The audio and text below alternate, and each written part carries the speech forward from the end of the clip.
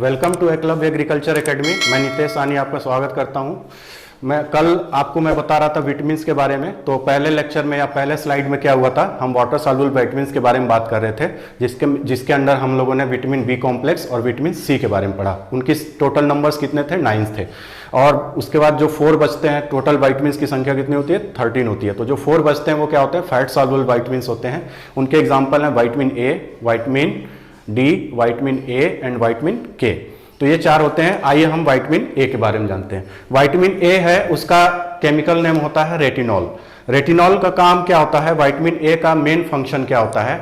आपके स्किन से रिलेटेड होता है। जो आपकी एपिथेलियल स्किन होती है, एपिथेलियल सेल किसको बोलते हैं? वो सेल्स होती हैं जो कि हमारे बॉडी की लाइनिंग को कवर करती हैं। बॉडी लाइनिंग मीन्स की बॉडी के सबसे अपर कवर जो होती है, उसको जो कवर करती हैं, उसको हम बोलते हैं एपिथेलियल सेल। जैसे क्या हो गई, हमारी स्किन सेल हो गई। अगर अंदर हम जाएंगे तो रेस्पिरेटरी ट्रैक्ट के ऊपर जो होता है म्यूकोशा जहां बनता है, गॉबलेट सेल बोलते हैं, वो हो गई। उसके बाद आपके इंटेस्टाइन हो गई, उसके इंटेस्टाइन में सबसे अपर जो सेल्स हो गई वो। तो सारी क्या होती हैं आपकी, ये सेल्स होती हैं, इन्हीं को हम क्या बोलते हैं? Epithelial cell. तो इनका काम क्या होता है? एपिथेलियल सेल के प्रॉपर प्रोलिफरेशन, ग्रोथ और फंक्शनिंग में वर्क करते हैं। तो अगर हमें विटामिन ए की डिफिशियंसी होती है तो हमें प्रॉब्लम क्या हो जाएगा? जो हमारी ये रेगुलर जो एपिथेलियल लाइन है वो क्या होगी? कहीं कहीं ब्रेक करेगी, रप्चर करेगी, या सेल ग्रोथ नहीं होगा, प्रॉपर नहीं होगा। तो इसके कारण क्या होगा? हमारी जो स्किन होती है, या जो अंदर की फर्स्ट वो अपर स्किन होती है जो अंडर में, तो वो क्या करती है? लाइनिंग बनाती है, प्रोटेक्टिव लाइनिंग होती है, जिसके कारण हमारे क्या होते हैं? Various micro organism like bacteria, virus क्या होते हैं? शरीर में डायरेक्ट एंट्री नहीं कर पाते। लेकिन अगर विटामिन ए की डिफिशियंसी हो जाएगी तो क्या हो जाएगा? हमारी स्किन रेगुलर नहीं रहेगी, कहीं ना कहीं कोई ना कोई प्रॉब्लम होगा, जिसके कारण क्या हो जाएगा? बैक्टीरिया, वायरसेस को हमारे शरीर में एंट्री करने का मौका मिल जाएगा, मतलब कि इन्फेक्शन हो जाएगा। राइट। दूसरा काम क्या होगा? विटामिन ए का काम क्या होता है? हमारी जो होती है इम्यून सिस्टम होता है। इम्यून सिस्टम को क्या करता है? ये इंक्रीज करता है, बढ़ाता है इम्यून सिस्टम को। राइट। तो इसलिए चूंकि इसका काम वायरस या बैक्टीरिया के एंट्री को शरीर में रोकना होता है by making the epithelial cell healthy, और दूसरा क्या होता है? इम्यून सिस्टम को ये क्या करता है? इंक्रीज करता है, जिसके कारण क्या हो जाता है? हमारे ये इन्फेक्शन में कमी लाता है। इसलिए इस विटामिन को एंटी इन्फेक्शियस विटामिन भी बोलते हैं। इसको याद रखिएगा, क्वेश्चन पूछा जाता है एंटी इन्फेक्शन या एंटी इन्फेक्शियस विटामिन क्या है, तो उसका नाम रहेगा विटामिन ए। राइट। तीसरा इसका काम क्या होता है? हमारे आईज होते हैं। हमारे आईज में एक पिगमेंट होता है जिसको बोलते हैं रोडोप्सिन। ये हमारे कॉर्निया में पाया जाता है। रोडोप्सिन पिगमेंट जो होता है, ये क्या करता है? इसका काम होता है जो डिम लाइट है या फिर लो लाइट इंटेंसिटी है, उसमें अच्छे से देखने का काम कौन करता है? ये करता है रोडोप्सिन। लेकिन अगर विटामिन ए की डिफिशियंसी होगी तो रोडोप्सिन केमिकल जो होता है उसका क्या होगा? सिंथेसिस हमारे बॉडी में कम होगा, जिसके कारण शाम के वक्त या नाइट में जब लाइट बहुत कम हो तो आपके कारण, क्योंकि ये लाइट ये पिगमेंट रिस्पॉन्सिबल है कम लाइट में देखने के लिए, और चूंकि ये पिगमेंट नहीं रहेगा तो आपकी बॉडी क्या होगी? आई क्या होगी? रात में बहुत कम दिखेगी। ऐसे कंडीशन को हम बोलते हैं नाइट ब्लाइंडनेस, और हिंदी में इसको बोलते हैं रतौंधी। राइट। तो देखिए इसके क्या होते हैं, इसके कमी से क्या क्या होते हैं? रोग होते हैं या डिजीज होते हैं, उसको बोलते हैं जीरोथैल्मिया। दूसरा होता है नाइट ब्लाइंडनेस। तीसरा होता है हाइपर केरेटोसिस। राइट। इसके सोर्सेस क्या होते हैं? तो इसका जो सबसे अच्छा सोर्स होता है, बेस्ट सोर्स होता है, उसको बोलते हैं कॉड फिश लीवर ऑयल। ठीक है। एक होता है लीवर, जो फिश लीवर ऑयल होता है, उसमें मेनली जो फिश रिकमेंड करी जाती है कौन होता है? Salmon fish. ये शायद हमारे ख्याल से एक मैराइन फिश होती है, समुद्री फिश होती है। और क्या होती है? एग्स होते हैं, डेयरी प्रोडक्ट्स होते हैं। अगर आप प्लांट्स की बात करें तो इसमें मैंगो बढ़िया है। जितने भी येलो वेजिटेबल्स या फ्रूट्स होते हैं वो इसके लिए अच्छे सोर्स होते हैं, papaya, carrot etcetera. Right. Next vitamin हम आते हैं, उसको बोलते हैं विटामिन डी। विटामिन डी जो होते हैं मेनली 2 होते हैं, विटामिन D3 और विटामिन D4। तो D3 विटामिन जो होता है उसको हम बोलते हैं कॉल कैल्सीफेरॉल, और विटामिन D4 जो होता है उसको हम बोलते हैं एर्गो कैल्सीफेरॉल। तो एग्जाम में यही क्वेश्चन आपसे पूछा जाता है, कभी कभी दे देते हैं एर्गो कैल्सीफेरॉल किसका नाम है, तो हो जाएगा विटामिन D3, या कभी कभी पूछ लेंगे D3 का केमिकल नेम क्या है, तो उसका हो जाएगा कॉल कैल्सीफेरॉल। ये जो होते हैं विटामिन डी होते हैं, इसका मेन काम क्या होता है? आपके ब्लड में कैल्शियम और फॉस्फेट लेवल को क्या करना है? बढ़ाना रहता है। कैसे? शरीर से हमारे खाना खाते हैं, जो भी फूड हमने इंटेक किया, फूड में क्या होता है? डाइजेशन होगा, डाइजेशन के फलस्वरूप या रिकॉर्ड क्या हो जाएगा आपका, बहुत सारे मिनरल्स और सब निकलेंगे, वाइटमिन्स निकलेंगे।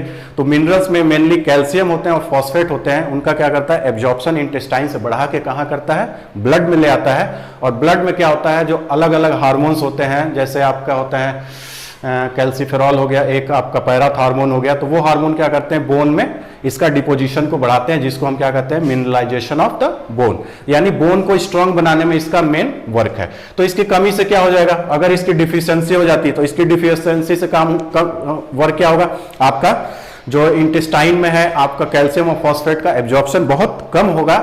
एब्जॉर्प्शन कम होगा तो आपका ब्लड में कैल्शियम और फॉस्फेट कम आएगा। ब्लड में कम कैल्शियम फॉस्फेट होगा तो उससे क्या होगा, आपका बोन में डिपोजिशन नहीं होगा। क्यों नहीं होगा, क्योंकि ब्लड में एक particular level of calcium phosphate या किसी भी एलिमेंट का एक पार्टिकुलर लेवल बना रहना चाहिए। तो चूंकि कम रहेगा तो इसलिए डिपोजिशन नहीं होगा फॉस्फेट और कैल्शियम का बोन में। तो उसके फलस्वरूप क्या होगा, आपकी बोन जो होंगी क्या हो जाएंगी, सॉफ्ट हो जाएंगी या फिर कमजोर हो जाएंगी, जिससे उनके टूटने का खतरा रहता है या अदर वगैरह। तो इसके कारण दो डिजीज होती हैं इसकी डिफिशियंसी से। पहला होता है रिकेट्स, दूसरा होता है ऑस्टियोमेलेसिया। रिकेट्स क्या होता है, जो बच्चों में बोन वीक हो जाती है तो उसको बोलते हैं रिकेट्स। अगर यही ओल्ड या फिर यंग वंस में हो तो उसको बोलते हैं ऑस्टियोमेलेसिया। इसमें क्या हो जाएंगी, बच्चों में क्या हो जाती है, आप लोगों ने देखा होगा बच्चों का जो पैर होता है हल्का ऐसा धनुष जैसा टेढ़ा रहता है, तो वो किसके कारण मेनली होता है, विटामिन डी के डिफिशियंसी के कारण होता है, राइट। इसके आपके सोर्स क्या क्या होते हैं, एग होते हैं, लीवर होते हैं, सनलाइट होते हैं। एक फिश होती है सार्डिन। सार्डिन आप लोगों ने नेशनल जियोग्राफिक वगैरह में देखा होगा, तो आप लोग सार्डिन का देखेंगे तो बड़ी फिश होती है, मैराइन फिश होती है, तो सार्डिन होती है। एक मशरूम होता है स्पेशल, उसका नाम होता है शिटाके मशरूम, वो भी इसका क्या होता है, बहुत अच्छा सोर्स होता है। यूएस रिकमेंडेशन डेली अलाउंसेस इसका कितना होता है, 600 IU per day for young और 800 IU per day for old. अब ये IU क्या होता है, IU होता है इंटरनेशनल यूनिट। इंटरनेशनल यूनिट क्या होती है, एक होती है फार्मेकोलॉजिस्ट द्वारा ये यूज करी जाती है।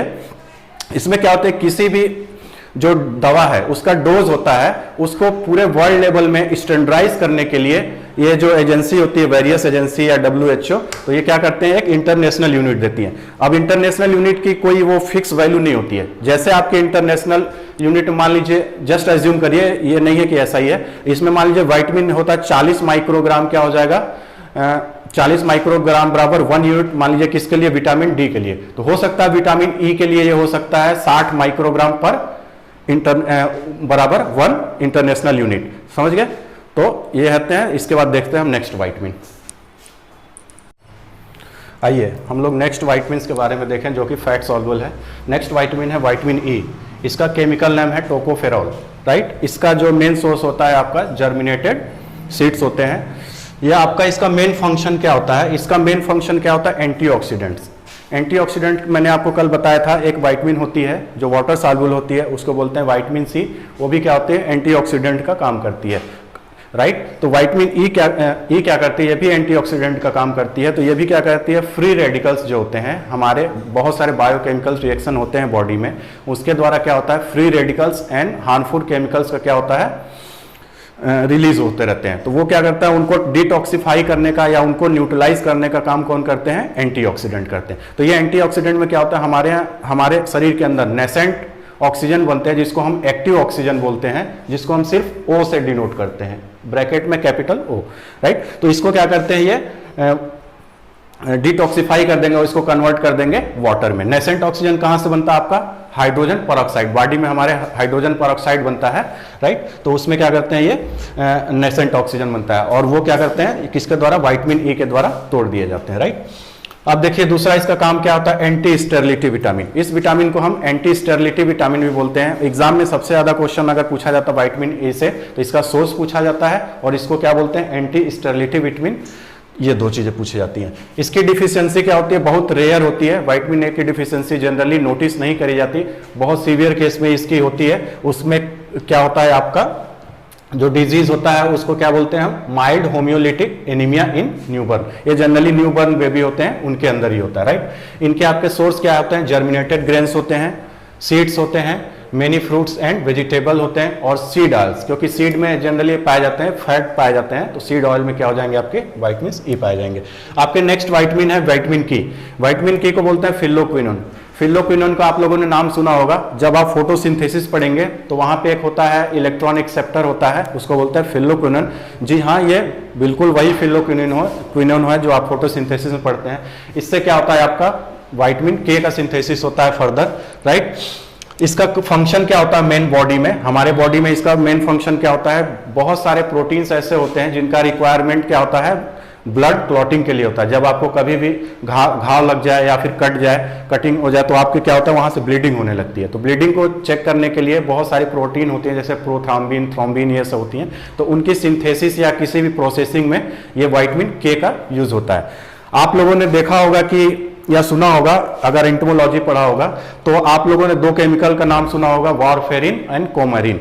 तो वारफेरिन और कोमेरिन क्या होते हैं, ये एक्चुअली में होते हैं रोडेंटिसाइड। तो रोडेंटिसाइड में आपके रोडेंट्स में क्या आते हैं, गिलहरी आते हैं, चूहे आते हैं, वगैरह वगैरह आते हैं। तो रोडेंटिसाइड जहां पे ग्रेन स्टोर होते हैं, बड़े बड़े गोदाम होते हैं, वहां पे दाने रखे जाते हैं, तो ग्रेन्स को खा लेते हैं चूहे। तो उनको मारने के लिए हम क्या यूज करते हैं, बहुत सारे केमिकल्स यूज करते हैं। लेकिन इनके रोडेंट्स के अंदर एक क्वालिटी होती है कि वो, जैसे मान लीजिए आप लोगों ने आटे में इनको पॉइजन मिला के दिया या फिर किसी ग्रेन में पॉइजन मिला के दिया, तो एक दो खाएंगे, चार खाएंगे, अगर वो मर जाता है तो उसके बाद जो फर्दर होते हैं, जो उसके और भी साथी होते हैं, जो रोडेंट्स होते हैं, वो क्या करेंगे, उस केमिकल को कभी नहीं खाएंगे। अगर एक बार स्मेल हो गया तो उस स्मेल से वो दूर रहेंगे और नहीं खाएंगे। आप लोग नोटिस करेंगे, घर में एक बार आप रख दीजिए इस टाइप का पॉइजन, तो एक दो बार चूहे खाएंगे, उसके बाद आप मरेंगे, लेकिन बाद में ये नोटिस करेंगे कि बाद में चूहे नहीं मर रहे हैं। क्यों नहीं मर रहे हैं, क्योंकि वो खाते नहीं है, ठीक है। और ये बहुत शाई नेचर के होते हैं, एक बार जो उसको कर लिया फिर उससे वो दूर भागते हैं। तो इसलिए फिर साइंटिस्ट ने एक नए तरह का केमिकल इन्होंने बनाया, जिसको ये क्या करे, एक बार खाए तो, लेकिन खाने के बाद इनको ये समझ में नहीं आया कि हमने खाया वो हमारे लिए नुकसान कर रहा है या नहीं। तो उसी में आता है दो केमिकल्स आते हैं, वारफेरिन और कोमेरिन। तो ये क्या करते हैं, एंटीकोआगुलेंट होते हैं। तो ये इनके अंदर क्या कर देता है, जब शरीर के अंदर ये पॉइजनिंग हो जाती है तो इनके अंदर ब्लड, जैसे कभी भी इनको घाव लगता रहता है चूहों वगैरह को, तो जैसे हल्का सा भी कटिंग लगी या कहीं से भी घाव लग गया तो क्या होगा, इनका ब्लीडिंग स्टार्ट होगा। और वो ब्लीडिंग स्टार्ट होगा तब तक ब्लीडिंग हो जाएगा जब तक कि उनके पूरे ब्लड बाहर शरीर से ना आ जाए। तो इसके कारण क्या हो जाते हैं, वो ब्लड की डिफिशियंसी हो जाती है और वो क्या हो जाते हैं, मर जाते हैं चूहे, ठीक है। तो कभी कभी क्या होता है, एक्सीडेंटली बच्चे या कोई भी इंटेंशनली खा लिया ये इसी पॉइजन को, वारफेरिन या कोमारिन को, तो क्या हो जाएगा, उसके अंदर एंटीकोआगुलेंट बहुत ज्यादा आ गया और उसके अंदर ये पॉइजन आ गया।